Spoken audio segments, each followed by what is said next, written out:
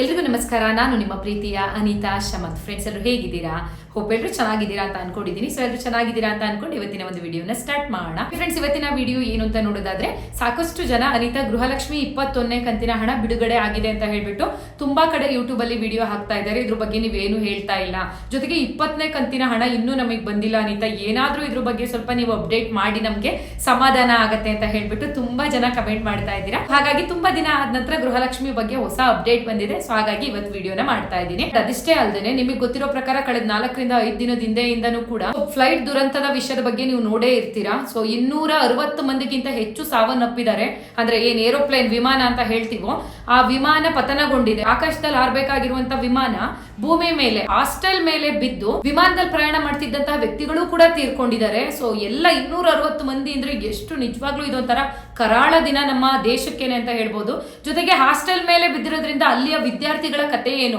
ಒಂದು ಏರೋಪ್ಲೇನ್ ಮೇಲಿಂದ ಕೆಳಗಡೆ ಬೀಳ್ತು, ಬೆಂಕಿ ಹತ್ಕೊಂಡು ಉರಿತಾ ಇರುತ್ತೆ. ಹಾಗಾದ್ರೆ ಕೆಳಗಡೆ ಇದ್ದಂತ ವಿದ್ಯಾರ್ಥಿಗಳ ಕತೆ ಏನು? ಎಷ್ಟು ಜನ ಸಾವನ್ನಪ್ಪಿದ್ದಾರೆ? ಯಾಕೆ ಈ ಘಟನೆ ಸಂಭವಿಸ್ತು ಬಗ್ಗೆ ನಾವು ನೀವು ಕೂಡ ಇವತ್ತು ಚರ್ಚೆಯನ್ನ ಮಾಡೋಣ. ಸೊ ಬನ್ನಿ ಹಾಗಾದ್ರೆ ವಿಡಿಯೋನ ಸ್ಟಾರ್ಟ್ ಮಾಡೋಣ. ಅಂಡ್ ಅದಕ್ಕಿಂತ ಮುಂಚೆ ನೀವಿನ್ನು ನಮ್ಮ ಚಾನಲ್ಗೆ ಸಬ್ಸ್ಕ್ರೈಬ್ ಆಗದೆ ನೋಡ್ತಾ ಇದ್ದೀರಾ ಅಥವಾ ಹೊಸದಾಗಿ ಯಾರಾದ್ರೂ ನಮ್ಮ ಚಾನಲ್ ನೋಡ್ತಾ ಇದ್ದೀರಾ ಅಂದ್ರೆ ಅನಿತಾ ಶಮಂತ್ ಯೂಟ್ಯೂಬ್ ಚಾನಲ್ ಹಾಗೆ ಪುಣ್ಯ ಶಮಂತ್ ಯೂಟ್ಯೂಬ್ ಚಾನಲ್ಗೆ ಸಬ್ಸ್ಕ್ರೈಬ್ ಮಾಡೋದನ್ನ ಮರಿಬೇಡಿ. ಅಂಡ್ ಈಗಾಗಲೇ ಯಾರೆಲ್ಲ ಸಬ್ಸ್ಕ್ರೈಬ್ ಮಾಡಿದ್ದೀರಾ ಅವ್ರಿಗೆಲ್ಲರಿಗೂ ಕೂಡ ಥ್ಯಾಂಕ್ ಯು ಸೋ ಮಚ್ ಅಂತ ಹೇಳ್ತಾ ಪಟ್ಟಂತ ವಿಡಿಯೋನ ಸ್ಟಾರ್ಟ್ ಮಾಡೋಣ. ಸೊ ಫ್ರೆಂಡ್ಸ್, ಮೊದಲನೇದಾಗಿ ಗೃಹಲಕ್ಷ್ಮಿ ಬಗ್ಗೆ ಮಾತಾಡೋದಕ್ಕಿಂತ ಮುಂಚೆ ಸಾಕಷ್ಟು ಜನ ಕೇಳ್ತಾ ಇರ್ತೀರಾ, ಅನಿತಾ ನೀವು ಏನಾದ್ರೂ ಮೀಶೋದಲ್ಲಿ ಡ್ರೆಸ್ ಗಳನ್ನ ತಗೊಂಡಿದ್ರೆ ದಯವಿಟ್ಟು ಲಿಂಕ್ ಕೊಡಿ ಅಂತ ಹೇಳ್ಬಿಟ್ಟು. ಖಂಡಿತವಾಗ್ಲೂ ಕೊಡ್ತೀನಿ. ಇವತ್ತು ನಾನು ವೇರ್ ಮಾಡಿರೋ ಡ್ರೆಸ್ ಕೂಡ ಮೀಶೋದಲ್ಲೇ ನಾನು ತಗೊಂಡಿರೋದು. ತುಂಬಾ ಕಡಿಮೆ ದುಡ್ಡು. ಸೊ ಇಲ್ಲಿ ಹಾಕಿದೀನಿ ನೋಡಿ ತಮ್ನೇಲು. ಈಗ ಆಲ್ರೆಡಿ ಪುಣ್ಯ ಶಮಂತ್ ಯೂಟ್ಯೂಬ್ ಚಾನಲ್ ಅಲ್ಲಿ ಈ ವಿಡಿಯೋ ಅಪ್ಲೋಡ್ ಆಗಿದೆ. ಓಕೆನಾ? ಬರೀ 300-400 ರೂಪಾಯಿಗೆಲ್ಲ ಒಳ್ಳೆ ಡ್ರೆಸ್, ಪ್ಯಾಂಟು, ವೇಲು, ಟಾಪ್ ಎಲ್ಲ ಸಿಗುತ್ತೆ. ಅಂಡ್ ಲೆಗಿನ್ಸ್ ಗಳಂತೂ ತುಂಬಾ ಕಡಿಮೆ ಬೆಲೆಗೆ ಸಿಗುತ್ತೆ. ಸೊ ಇದ್ರದ್ದು ಫುಲ್ ವಿಡಿಯೋನ ನೀವು ನೋಡ್ಬೇಕು, ನಿಮ್ಗೂ ಕೂಡ ಆ ಎಲ್ಲ ಡ್ರೆಸ್ ಗಳದ್ದು ಲಿಂಕ್ ಬೇಕು ಅಂತ ಹೇಳಿದ್ರೆ ಸೊ ನಾನು ಕಮೆಂಟ್ ಬಾಕ್ಸ್ ನಲ್ಲಿ ನನ್ನ ಪುಣ್ಯ ಶಮಂತ್ ಯೂಟ್ಯೂಬ್ ಚಾನಲ್ ಅಲ್ಲಿ ಈಗ ಆಲ್ರೆಡಿ ವಿಡಿಯೋ ಅಪ್ಲೋಡ್ ಆಗಿದೆ ಅಂದೆ ಅಲ್ವಾ, ವಿಡಿಯೋದ್ರನ್ನ ಲಿಂಕ್ ನ ಕೊಟ್ಟಿರ್ತೀನಿ. ಸೊ ದಯವಿಟ್ಟು ಆ ಲಿಂಕ್ ಮೇಲೆ ಕ್ಲಿಕ್ ಮಾಡಿ ಕಮೆಂಟ್ ಬಾಕ್ಸ್ ನಲ್ಲಿ ನೀವು ಕೂಡ ವಿಡಿಯೋನ ನೋಡಬಹುದು. ಆ ಚಾನಲ್ ಅಲ್ಲಿ ಎಲ್ಲಾ ಡ್ರೆಸ್ ಗಳದ್ದು ಕೂಡ ಲಿಂಕ್ ಕೊಟ್ಟಿರ್ತೀನಿ ಕಮೆಂಟ್ ಬಾಕ್ಸ್ ಅಲ್ಲಿ ಮತ್ತೆ ಡಿಸ್ಕ್ರಿಪ್ಷನ್ ಬಾಕ್ಸ್ ನಲ್ಲಿ. ಯಾರಿಗಾದ್ರೂ ಇಷ್ಟ ಆಯ್ತು ಅಂದ್ರೆ ಖಂಡಿತವಾಗ್ಲೂ ಪರ್ಚೇಸ್ ಮಾಡಿ. ಓಕೆನಾ? ಸೊ ಫಸ್ಟ್ ಈ ವಿಡಿಯೋನ ನೋಡಿ. ಈ ವಿಡಿಯೋ ನೋಡಿ ಆದ್ಮೇಲೆ ನೀವು ಪುಣ್ಯ ಶಮಂತ್ ಯೂಟ್ಯೂಬ್ ಚಾನಲ್ಗೆ ಹೋಗ್ಬಿಟ್ಟು ಇವತ್ತಿನ ಮೀಶೋ ಡ್ರೆಸ್ ಕಲೆಕ್ಷನ್ಸ್ ವಿಡಿಯೋನ ನೋಡಬಹುದು. ಓಕೆನಾ? ಓಕೆ ಫ್ರೆಂಡ್ಸ್, ಹಾಗಾದ್ರೆ ಈಗ ಗೃಹಲಕ್ಷ್ಮಿ ಯೋಜನೆ ಬಗ್ಗೆ ಮಾತಾಡ್ಬೇಡ. ಇಲ್ಲಿ ತುಂಬಾ ಜನಗಳು ಕೇಳ್ತಾ ಇದ್ರಿ, ಅನಿತಾ 20ನೇ ಕಂತಿನ ಹಣ ನಿಜವಾಗ್ಲೂ ಬಿಡುಗಡೆ ಆಗಿದೆಯಾ? ನಮಗೆ ಬಂದಿಲ್ಲ ಅಂತ ಹೇಳ್ಬಿಟ್ಟು. ಕಳೆದ 4 ದಿನದಿಂದ ನಾನು ಮತ್ತೆ ವಿಡಿಯೋ ಮಾಡಿದ್ದೆ.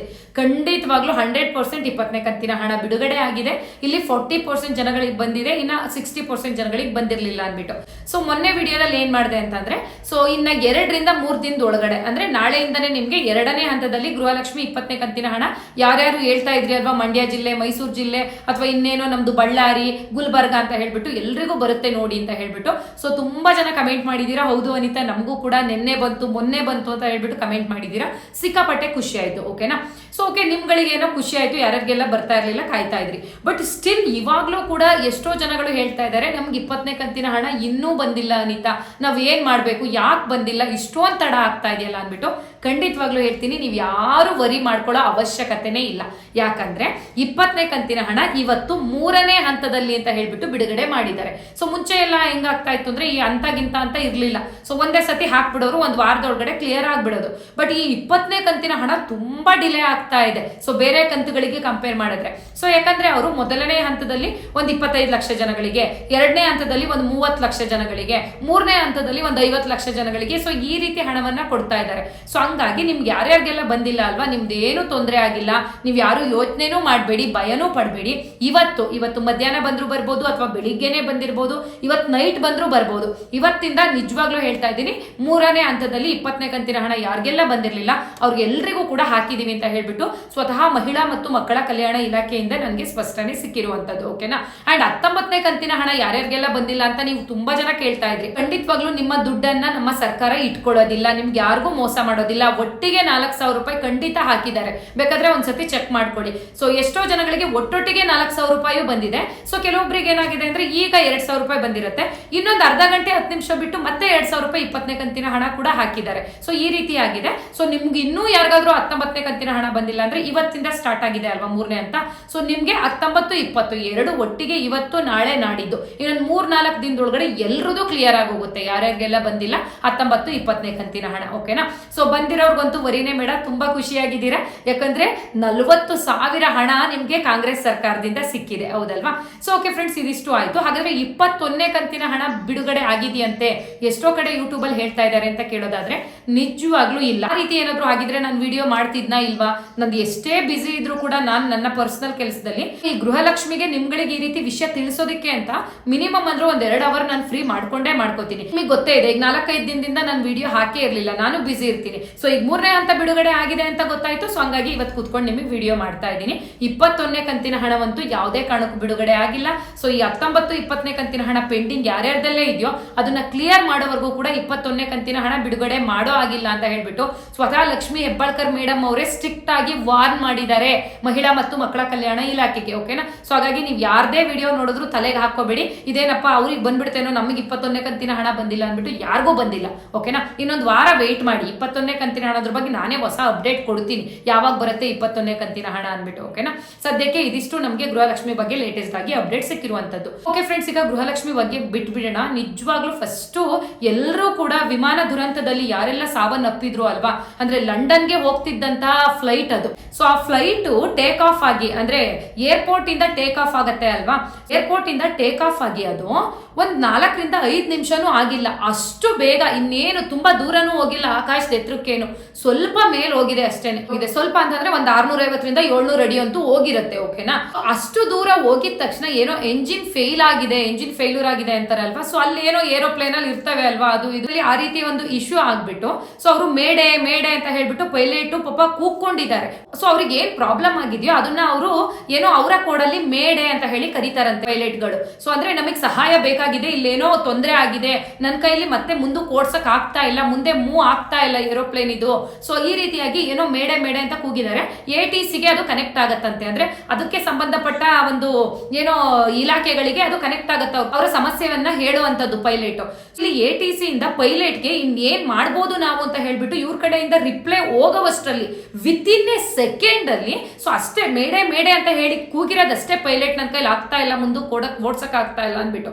ಸೊ ಅಷ್ಟರಲ್ಲಿ ಮೇಲಿಂದ ಕೆಳಗಡೆ ಸೊ ಒಂದು ಹಾಸ್ಟೆಲ್ ಮೇಲೆ, ಅದರಲ್ಲೂ MBBS ಡಾಕ್ಟರ್ ಎಲ್ಲ ಓದ್ತಾ ಇರ್ತಾರಲ್ವ ಮಕ್ಕಳು, ಸೊ ಅಂತ ಒಂದು ವಿದ್ಯಾರ್ಥಿಗಳ ಹಾಸ್ಟೆಲ್ ಮೇಲೆ ಸೊ ಆ ಒಂದು ಫ್ಲೈಟ್ ಬಂದು ಬಿದ್ದಿರುವಂತದ್ದು. ಅಲ್ಲಿಗೆ ಬೆಂಕಿ ಕತ್ಕೊಂಡು ಉರಿದಿದೆ ಫ್ಲೈಟ್ ಎಲ್ಲ. ಅಲ್ಲಿ ಇದ್ದಂತಹ ಪೈಲಟ್ ಆಗಿರ್ಬೋದು, ವಿಮಾನದಲ್ಲಿ ಪ್ರಯಾಣ ಮಾಡ್ತಿದ್ದಂತಹ 260 ಮಂದಿ ಸಾವನ್ನಪ್ಪಿರುವಂತದ್ದು. ಅದ್ರಲ್ಲೇನೋ ಒಂದು 150 ಮಂದಿ ಸತ್ತೋಗಿದ್ದಾರೆ ಅಲ್ಲೇ ಸ್ಪಾಟ್ ಔಟ್. ಇನ್ನ ಮಿಕ್ದವರು ಕೆಲವೊಬ್ರನ್ನ ಹಾಸ್ಪಿಟಲ್ಗೂ ಕೂಡ ಸೇರಿಸಲಾಗಿದೆ ಅಂತ ಹೇಳಿ ತಿಳಿದು ಬರ್ತಾ ಇದೆ. ನಿಜವಾಗ್ಲೂ ಸೊ ಇದೆಂತ ಕರಾಳ ದಿನ ಅಂತ ಅನ್ನಿಸ್ತಾ ಇದೆ. ನಿಜವಾಗ್ಲೂ ಸಾವು ಅನ್ನೋದು ಯಾರ ಕೈಲೂ ಇರೋದಿಲ್ಲ ಅನ್ನೋದಕ್ಕೆ ಇದೇ ಸಾಕ್ಷಿ. ಆ ವಿಮಾನದಲ್ಲಿ ಪ್ರಯಾಣ ಮಾಡ್ತಿದ್ದಂತ ವ್ಯಕ್ತಿಗಳು ಎಷ್ಟು ಪಾಪ ಕನಸು ಕಟ್ಕೊಂಡು ಹೋಗಿದ್ರು. ಸೊ ಯಾರ್ಯಾರು ಎಲ್ಲೆಲ್ಲಿ ಯಾವ್ಯಾವ ದೇಶಕ್ಕೆ ನಾವು ಹೋಗ್ಬೇಕು ಅಂತ ಹೋಗ್ತಾ ಇದ್ರು. ಸೊ ನಿಜವಾಗ್ಲೂ ಎಷ್ಟೆಲ್ಲ ಕನಸಿರುತ್ತೆ. ಭಗವಂತ ಈ ರೀತಿಯಾಗಿ ಸಾವನ್ನ ಕೊಡಬಾರ್ದು. ನಿಜವಾಗ್ಲೂ ಅವರ ಆತ್ಮಕ್ಕೆ ಶಾಂತಿ ಸಿಗ್ಲಿ, ಯಾರ್ಯಾರೆಲ್ಲ ವಿಮಾನದಲ್ಲಿ ಸಾವನ್ನಪ್ಪಿದ್ದಾರೆ ಅಂತ ಹೇಳ್ಬಿಟ್ಟು ನಾವೆಲ್ಲರೂ ಕೂಡ ಶಾಂತಿಯನ್ನ ಕೋರ್ಕೊಳ್ಳೋಣ. ಸೊ ನಿಜವಾಗ್ಲೂ ಬೇಜಾರಾಗತ್ತೆ ಅವರ ಮನೆಗಳ ಪರಿಸ್ಥಿತಿ ಏನು. ಸೊ ಇಲ್ಲಿ ವಿದ್ಯಾರ್ಥಿಗಳು ಏನೂ ತಪ್ಪಿಲ್ಲ ಪಾಪ, ಅಚ್ಚುಕಟ್ಟಾಗಿ ಊಟದ ಟೈಮು ಮಧ್ಯಾಹ್ನ 1-1:30ನಲ್ಲಿ ಈ ರೀತಿ ಘಟನೆ ನಡೆದಿರುವಂತದ್ದು ಈಗ 3-4 ದಿನದ ಹಿಂದೆ. ಸೊ ವಿದ್ಯಾರ್ಥಿಗಳು ಹಾಸ್ಟೆಲ್ ಅಲ್ಲಿ ಊಟ ಮಾಡೋ ಸಂದರ್ಭದಲ್ಲಿ ಫ್ಲೈಟ್ ಅವ್ರ ಹಾಸ್ಟೆಲ್ ಮೇಲೆ ಬಿದ್ದು ಸ್ಪಾಟ್ ಅಲ್ಲೇ 20 ವಿದ್ಯಾರ್ಥಿಗಳು ತೀರ್ಕೊಂಡಿದ್ದಾರೆ. ಇನ್ನ ಒಂದು 15 ವಿದ್ಯಾರ್ಥಿಗಳನ್ನ ಏನು MBBS ಮಾಡ್ತಿದ್ದ ವಿದ್ಯಾರ್ಥಿಗಳನ್ನ ಹಾಸ್ಪಿಟಲ್ಗೆ ಸೇರಿಸಲಾಗಿದೆ. ನಿಜವಾಗ್ಲೂ ಅವರಿಗೆ ಬದುಕೋದೇ ಬೇಡ ಅನ್ನಿಸ್ತಾ ಇರುತ್ತೆ. ವಿಮಾನದಲ್ಲಿ ಉಳ್ಕೊಂಡಿರೋರಾಗಿರ್ಲಿ ಅಥವಾ ವಿದ್ಯಾರ್ಥಿಗಳಾಗಿರ್ಲಿ. ಯಾಕೆ ಹೇಳಿ, ಒಬ್ರಿಗೆ ಕಾಲ್ ಮುರಿದೋಗಿದೆ, ಒಬ್ರಿಗೆ ಕೈ ಮುರಿದೋಗಿದೆ, ಒಬ್ರಿಗೆ ಸೊಂಟನೇ ಇಲ್ಲ. ಸೊ ಈ ರೀತಿ ಬದುಕಿದ್ದು ಯಾಕೆ ನಾವು? ಸುಮ್ಮನೆ ಹೆಂಗೂ ಈ ತರ ಘಟನೆ ನಡೆದಿತ್ತು, ನಾವು ಅಲ್ಲೇ ಸತ್ತೋಗಿದ್ರು ಆಗ್ತಿತ್ತು ಅನ್ನೋ ಒಂದು ಪರಿಸ್ಥಿತಿ ಬಂದಿದೆ. ಸೊ ನಿಜವಾಗ್ಲೂ ಹೆಂಗ್ ಆಗ್ತಾ ಇದೆ ಅಂದ್ರೆ ಒಂಥರ ಭಯ ಆಗ್ತಾ ಇದೆ ಜೀವನ ನೆನೆಸ್ಕೊಂಡ್ಬಿಟ್ರೆ. ಸೊ ಸಾವು ಹಿಂಗೂ ಆಗತ್ತಾ? ಸೊ ಈ ರೀತಿಯಾಗಿ ದೇವರು ಇಷ್ಟೊಂದು ಕ್ರೂರಿ ಆಗ್ಬಾರ್ದಿತ್ತು ಅನ್ನಿಸ್ತಾ ಇದೆ. ಸೊ ನಿಜವಾಗ್ಲೂ ನಾನೊಂದು ಮಾತು ಹೇಳಕ್ ಇಷ್ಟಪಡ್ತೀನಿ. ಸೊ ನಾವ್ ಎಷ್ಟು ದಿನ ಇರ್ತೀವೋ ಅಷ್ಟಿನ ಸ್ವಲ್ಪ ಖುಷಿಯಾಗಿ ಜೀವನವನ್ನ ಕಳೆದು ಬಿಡ್ಬೇಕು. ಇಷ್ಟೇ ನಮ್ ಜೀವನ ಅನ್ನೋ ರೀತಿನಲ್ಲಿ. ಸೊ ಯಾವಾಗ ಯಾರ ಸಾವು ಎಲ್ಲಿರುತ್ತೆ ಅಂತಾನೆ ಹೇಳಕ್ ಆಗಲ್ಲ. ಸೊ ಈ ದ್ವೇಷ, ಅಸೂಹೆ, ನಾನು ಚೆನ್ನಾಗಿ ದುಡ್ಡು ಮಾಡ್ಬೇಕು, ಕೋಟ್ಯಾಧೀಶ್ವರ ಆಗ್ಬೇಕು, ಎಲ್ರು ಒಂದಿನ ಬಿಟ್ಟು ಹೋಗೋದೆ. ನೋಡಿ ಇಲ್ಲಿ ಯಾವ ರೀತಿ ಘಟನೆ ಆಗಿದೆ ಅಂತ ಹೇಳ್ಬಿಟ್ಟು. ಸೊ ಈ ತರ ಕಣ್ಣಾರೆ ಕಂಡಿದ್ದು ಅಂದ್ರೆ ಇದೇ ಫಸ್ಟ್ ಅನ್ಸುತ್ತೆ. ನಾವು ಇತ್ತೀಚಿಗಂತೂ ಈ ತರ ಘಟನೆ ಎಲ್ಲೂ ನಡೆದಿರ್ಲಿಲ್ಲ. ವಿಮಾನ ಈ ತರ ಆಗತ್ತೆ ಅನ್ಬಿಟ್ಟು. ಸೊ ಇನ್ನ ಫ್ಲೈಟ್ ಹತ್ತವ್ರೆಲ್ಲರೂ ಭಯ ಪಡ್ಬೇಕು, ನಾವು ಹೋಗ್ಬೇಕಾ ಬೇಡವಾ ಏರೋಪ್ಲೇನ್ ಅಲ್ಲಿ ಅನ್ಬಿಟ್ಟು. ಅಂಡ್ ಇನ್ನೊಂದು ಹೇಳ್ಬಿಡ್ತೀನಿ ಪಾಪ, ಫ್ಲೈಟ್ ಅಲ್ಲಿ ತುಂಬಾ ಜನ ಸತ್ತಿದ್ದಾರೆ. ಆದ್ರೆ ಇದರಲ್ಲಿ ಒಬ್ರು ಫುಲ್ ಫ್ಯಾಮಿಲಿನೇ, ಓಕೆನಾ, ಎಷ್ಟು ಜನ, ಗಂಡ ಹೆಂಡತಿ 3 ಮಕ್ಕಳು, ಇವರು ಒಟ್ಟಿಗೆ ಪ್ರಯಾಣವನ್ನ ಮಾಡ್ತಾ ಇದ್ರು. ಅಷ್ಟೂ ಜನ ತೀರ್ಕೊಂಡಿದ್ದಾರೆ. ಅಂದ್ರೆ ಲಂಡನ್ ಅಲ್ಲಿ ಡಾಕ್ಟರ್ ಆಗಿದ್ದಂತಹದ್ದು ಈ ಹುಡುಗಿ ಸತ್ತೋಗಿರುವಂತವ್ರು. ಸೊ ಅವ್ರ ಗಂಡ ಭಾರತದಲ್ಲಿ, ನಮ್ಮ ಇಂಡಿಯಾದಲ್ಲಿ ಡಾಕ್ಟರ್ ಆಗಿದ್ರು.